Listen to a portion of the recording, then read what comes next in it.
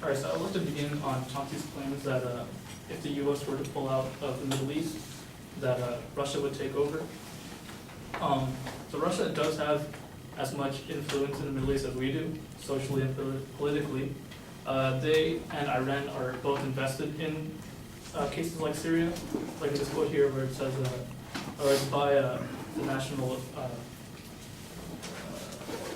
public radio, saying that Iran has invested heavily in military and economic assistance to prop up Assad since the beginning of the war.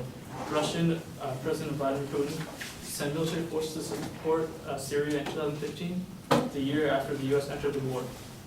Both Iran and Russia would view it as a major success if the American military leaves and Assad continues to assault power. What he's saying is that if the U.S. were to leave places like Syria, that the U.S. is trying to build a democracy in Syria. One of the reasons why he said we're there. And if they were to leave, then Syrian President Bashar Assad would have his democracy that he wanted. And leaving them alone wouldn't allow Russia to come and take over because they've already created a democracy. He also brings up the point that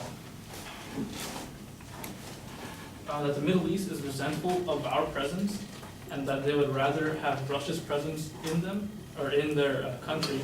But that kind of contradicts what Alex said previously, saying that foreign countries want our assistance.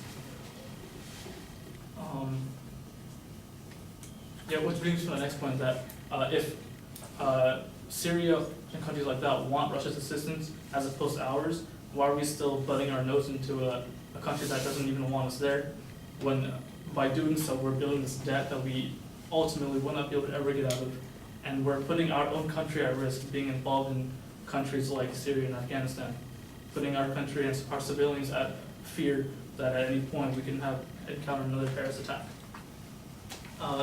Chauncey also claims entirely the Middle East, when our proposition is specifically Syria, Iraq, and Afghanistan.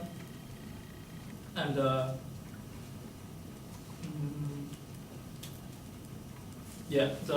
whole Russia taking over thing is quite essentially a speculation that it could happen, but there's no certainty that Russia would take over Syria.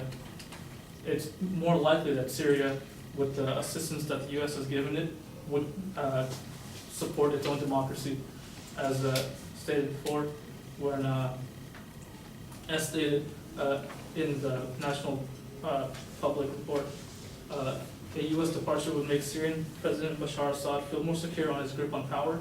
The Syrian military has avoided direct contact or provocations that would turn American forces against him, seeing that Syria is essentially using the U.S. for its own democracy.